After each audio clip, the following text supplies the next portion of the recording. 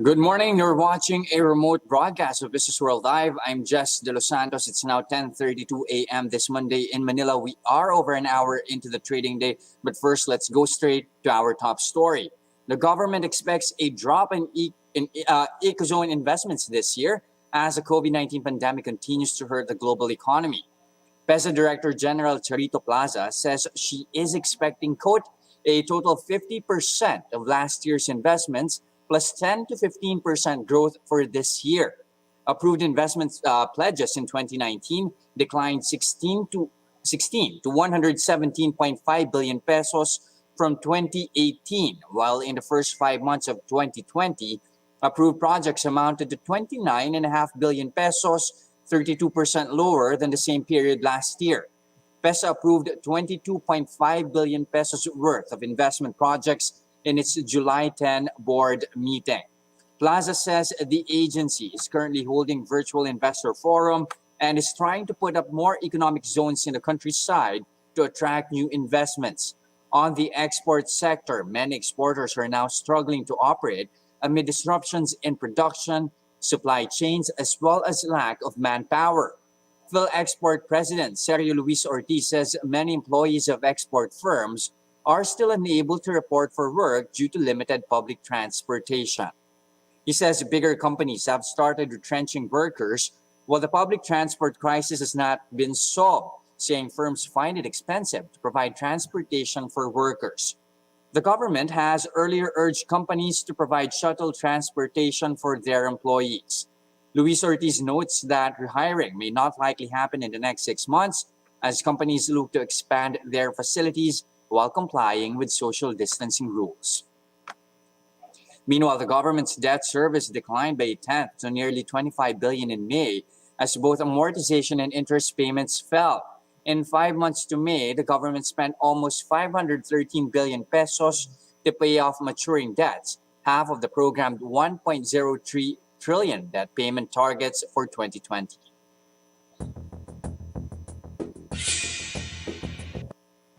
All right, at the start of the trading week this week, let's have a check at how the local shares are doing at this stage. Are we somehow at least recovering from the sell-off that we saw last week? And it seems as though we are in the positive territory still at the start of the trading day here. The index is up 0.1%.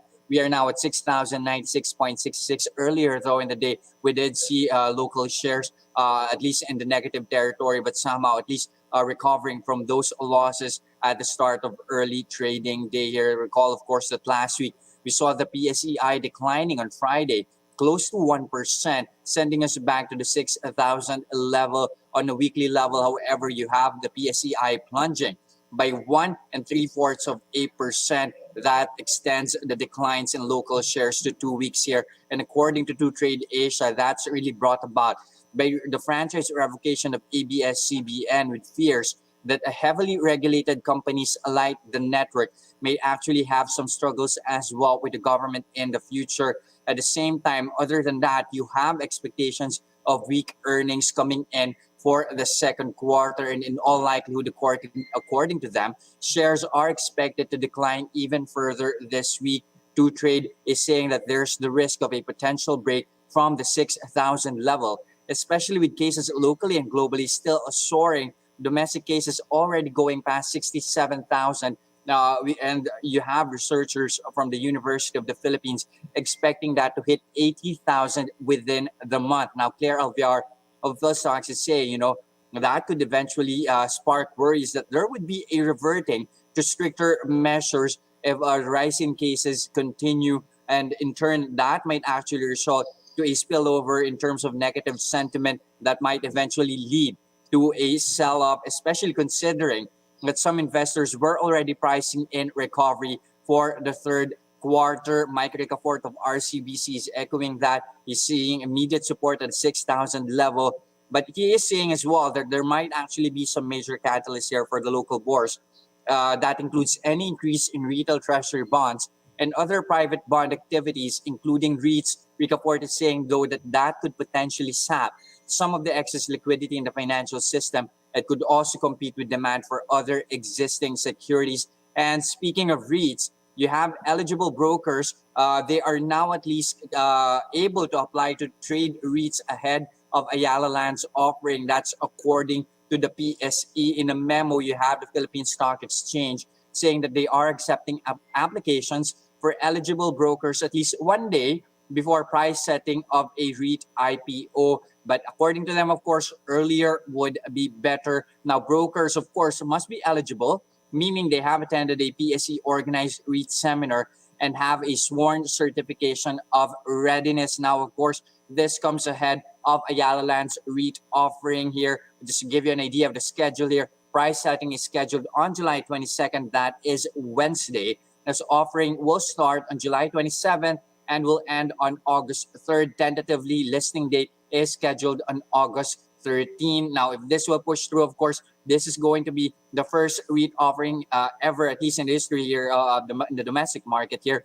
456.88 million shares are up for grabs with upsized option of as much as 45.69 million shares. There is an indicative price of as much of 30 pesos and 5 centavos per share and could potentially rake in 15.1 billion pesos in proceeds for Ayala Land. And according to PSC President and CEO Ramon Monson, he is positive that this would have a multiplier effect on the economy as firms might consider listing REITs as well. Now, from there, let's have a check at how Ayala Land is performing as well as the rest of the local bourse. If we try to take a check at our leaders and laggards here, Ayala Land, in fact, one of our gainers here, they are up over 2% here. Together with Metro Pacific leading the pack here, they are in the green, up over 3%. Of course, you have other big players as well, big guns here like Globe, also gaining at the start of Monday's trade, up 1 4/10%. However, on the losing end, you have BDO in the negative zone here, down 2%, as well as Ayala Corporation. Now, moving on to other stories here, particularly in the property space here, you have Megaworld. They are eyeing to cop some 1.5 billion pesos in sales from their 72-hectare township in Iloilo. That is the Pinnacle. That's scheduled for completion in 6 years with over 570 units up for sale. Now, Megaworld says that Iloilo Business Park remains an attractive location for property investments. According to them, the prices per square meter have more than doubled since 2013. All in all, they're shelling out 35 billion pesos to develop the township in 10 years. Looking at the performance of Megaworld, however, they're still performing somehow flat here, still priced in at 3 pesos and 15 centavos a piece. However, over the past 3 days here, you can see the stock gaining over 5% already. Now, from there, let's go back to another Ayala unit here. This time around, UAC Energy Holdings, majority owned by AC Energy. They are no longer upping their offer to acquire Australia's Infigen.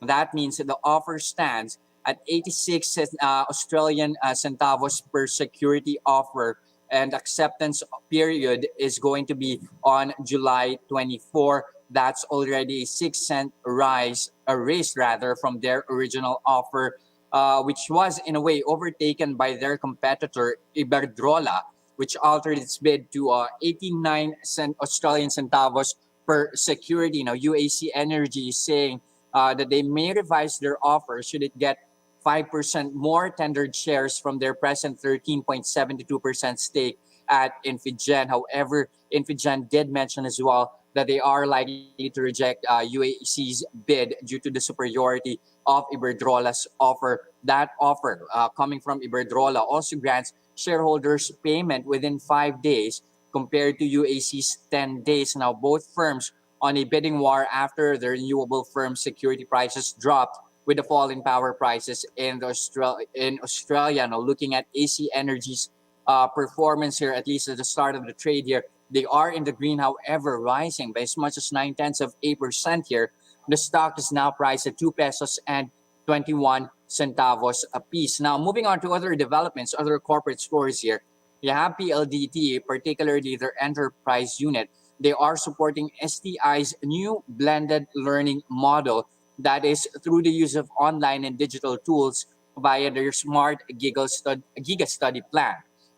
that is expected to benefit some 80,000 students, providing connectivity whenever and wherever PLDT is seeking continuous engagements with universities, colleges, and schools, as well as MSMEs to help them get back on their feet again. And still, within the MVP group here, you have TV5 Chairman Manny V. Pangilinan telling the Star that the network is open to absorbing those laid off from ABS-CBN.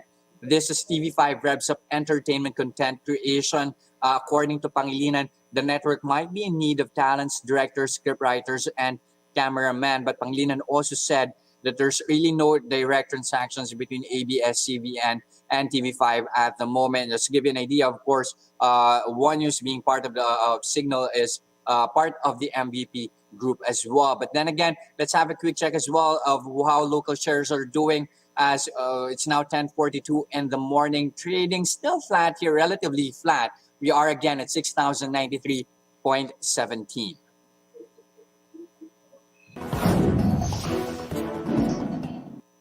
Now, here are other stories we're watching this morning. Recovery in the tourism industry will be gradual and significant losses are expected over the full year. That's according to the International Institute of Finance.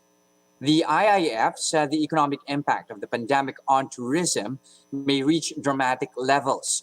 The group added that the sector's recovery will ultimately depend on how well the government arrests the spread of infection.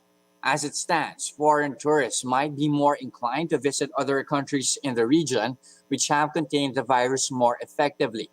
Paulo Rivera of AIM Center for Tourism says the government has its work cut out in ensuring prospective tourists are safe when they visit the country. Now, there's one thing that may lure tourists back into the country, and that's local beer. Restaurants with dine-in operations are now allowed to serve customers up to 2 alcoholic beverages each. That's a bit of a reprieve for liquor lovers, since establishments primarily serving alcohol are still not allowed to operate. Now, the European Union is reorienting existing grants to help the Philippines fight against COVID-19.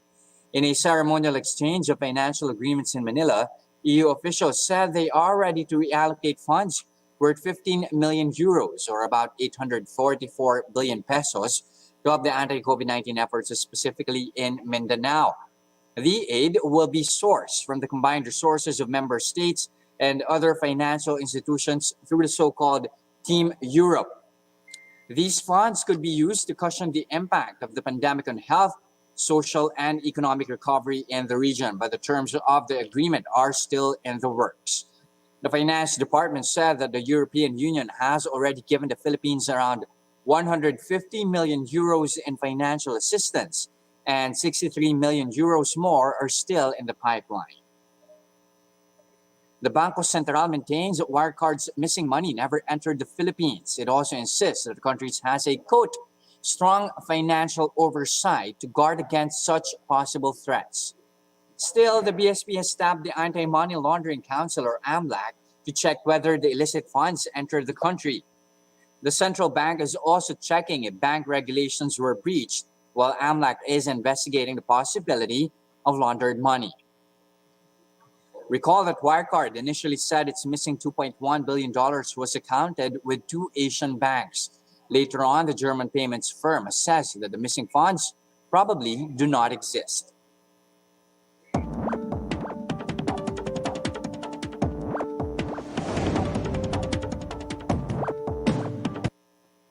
5 million more Filipinos opened accounts in financial institutions in 2019. That's according to the central bank, and that's no small feat.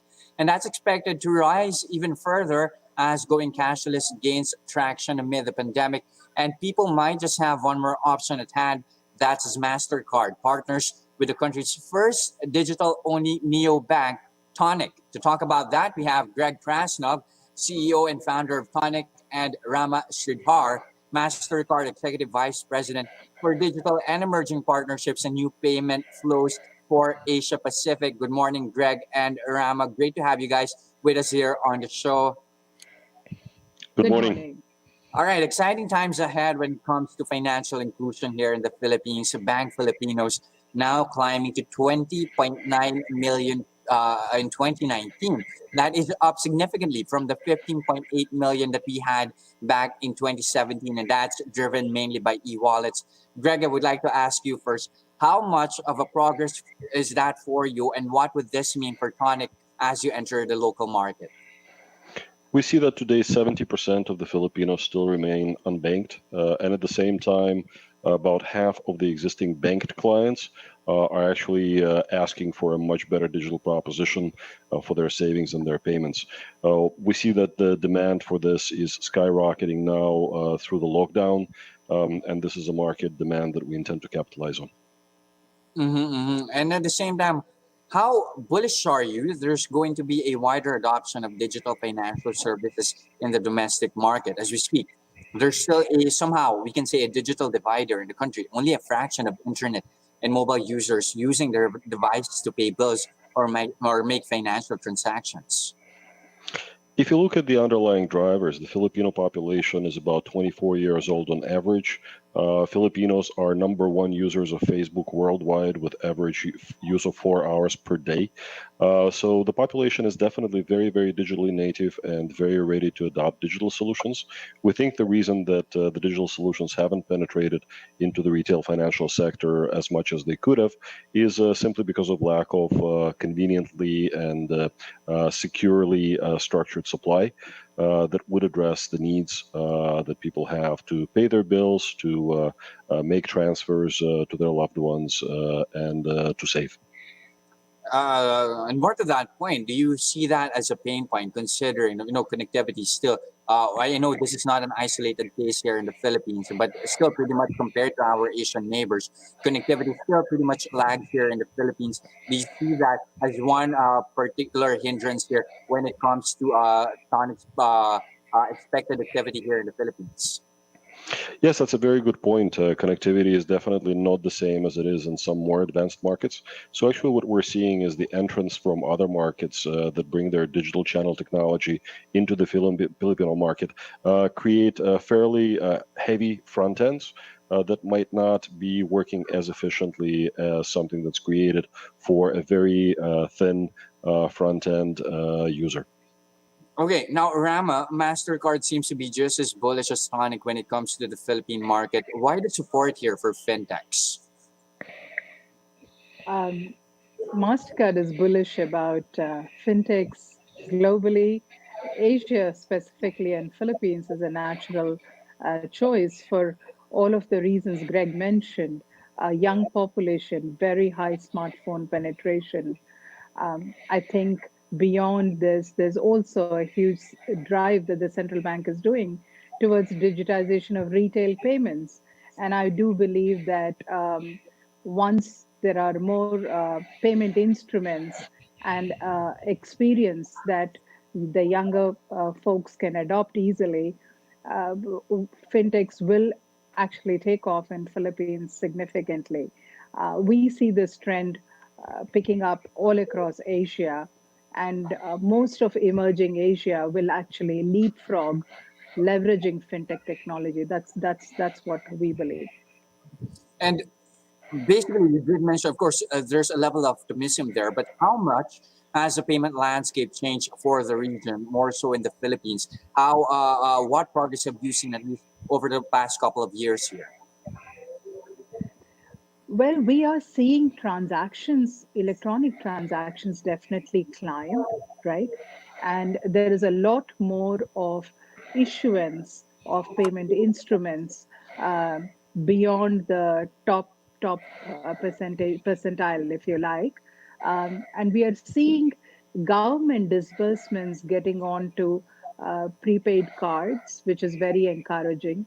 We're seeing the telecom players in issuing wallets and prepaid cards to their subscriber base. All of this is really, evolutionary, right? Because it's expanding the demographics, and then the younger population will adopt the transactions. And as the acceptance for these payment instruments grows, and it's easier to top up these payment instruments, I think all of this comes together to drive the traffic. But despite that level of growth that we're seeing here in the domestic market, there are still some lingering concerns here, especially when you're talking about data security. So my question for both of you guys here, how exactly are we going to address such concerns here? Because somehow that, of course, will in a way also hamper activity, digital activity, at least when it comes to transacting, especially where money is involved. Absolutely. I'm happy to take this one. There's this number one concern in the minds of the Filipino consumers when it comes to retail solutions on digital platforms is the security of their money that's in the cloud. So actually, we've identified that as a market insight very early on in our product development, and we've integrated that fully into our product strategy. So together with Mastercard, we're planning to roll out a set of first in-market features that provide enhanced security to the consumers in the Philippines, specifically to address that concern. Because the number one thing that people want to see when they're saving their money is trust and safety. And that's really something that our brand has to deliver, and very much looking forward to partnering with Mastercard for that. I could add to that. So beyond that, really, at a network level, every transaction coming from any instrument issued by our customers is completely secure. We have implemented the latest of AI technology. We work with fraud models that we've implemented at a network level, and hence we will be able to pick up any bad transaction or a bad customer or a bad account, even as it comes through the system. And so we believe that that's definitely an additional layer of security that Mastercard can provide. All right. Now, question is, what's the common pain point here for fintechs, especially as they try to enter the Philippine market? Greg, do you want to go first? Sure. What we see is that so far there's been quite a lot happening on the retail finance side in two segments. In consumer lending, so we've seen quite a number of consumer lending fintechs pop up in the last couple of years. Some of them have done amazing work. Some of them have obviously done less interesting work, and SEC has had to slap them on the wrist. So that's I think very good for the market at large, that it's now moving in the right direction also with regard to compliance. And the other direction has been payments. In payments, the big wallet players have done a very good job of penetrating into certain segments of the population or certain use cases.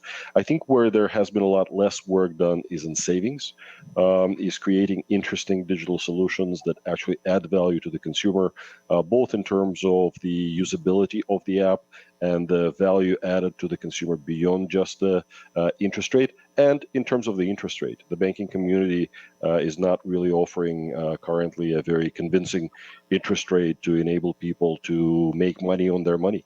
And I think with the crisis, people are actually very, very interested in that we see a huge demand mushrooming for saving solutions. Because as times get tough, you want to make sure that you have a nice cushion and that your money is working very hard for you. So this is a segment that we're planning to enter very hard, and this is part of our core proposition. Mm-hmm. How about you, Rama?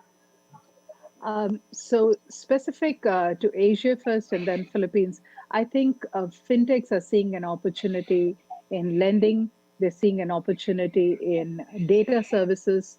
They're also seeing an opportunity perhaps in bringing together marketplaces.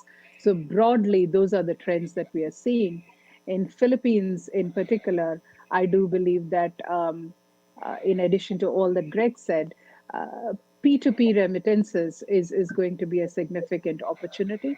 And this is because the more expanded the penetration is of payment instruments in citizen hands, they will want to do P2P payments to start with, and perhaps bill payments, and they will keep going up that spectrum of use cases. So I actually believe that as the consumer demand for these digital services increases, we will probably see more and more fintechs expanding their own plays in the market as well. All right, now let's go directly to your partnership here. Greg, what exactly is Tonik bringing to the table? We're planning to launch in the fourth quarter, and what we're launching is a proposition that will be a debit card with a transactional savings account, and also a range of savings propositions that, as I mentioned, that go beyond what the current is currently offering to the consumer, and really tries to create a lot more value for the customer. Over the following 6 to 9 months, we intend to roll out also a lending proposition for the consumers, and we think that the middle of the market is really being not serviced well right now. There's kind of overdone demand and supply on the super prime segment, which the banks are targeting with all the credit cards and personal loans, but the mainstream middle market consumer is still lacking a good installment or revolving loan solution at non-payday loan interest rates and for terms that are more than 60 days. So that's a segment that we intend to focus on. Now, Rama, how exactly will Mastercard make that push for Tonik, and why Tonik in a sea of fintechs all aiming for digital inclusion? The way Mastercard will support Tonic and indeed all other fintechs is really by making available the whole technology stack that we invest billions of dollars in. We are completely committed to digitizing transactions, right? And credentials. So our technology stack, more importantly, we've been around for 50 years in the business of payments, I'd like to say as the original fintech.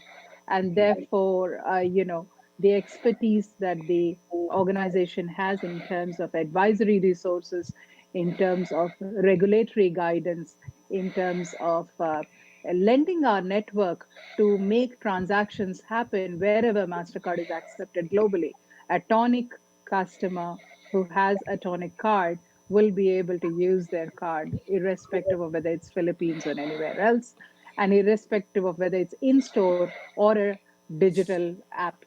And that, I think, is the biggest value that MasterCard brings. All right. And are you seeing more digital-only partnerships in the future here for Mastercard? This is going to be really a new push here for the company. Absolutely, absolutely. As more technology players launch new offerings, we expect that the first go-to-market will be digital first, and then they'll probably expand into offline as well. But online is the new flavor, digital is the new passion, right? Mm-hmm. Particularly after COVID. Okay, and of course, we are expecting the pandemic to still drag on indefinitely for now. How do you think might that affect digital inclusion in the country here, very quickly from both of you guys? So we believe that the pandemic is very unfortunate, but in some strange sense, the potential upside of that will be an acceleration of digitization. And we are seeing that not just in Philippines, but across markets. We are seeing regulators really step up the momentum to move towards digitization. And we stand by to support that movement, right?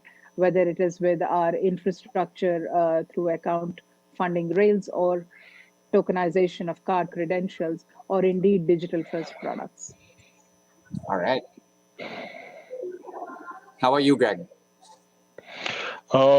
Yeah, I think that's very exciting times for anybody who's in the digital business, because as Rama said, the demand is really moving online at an increasing pace.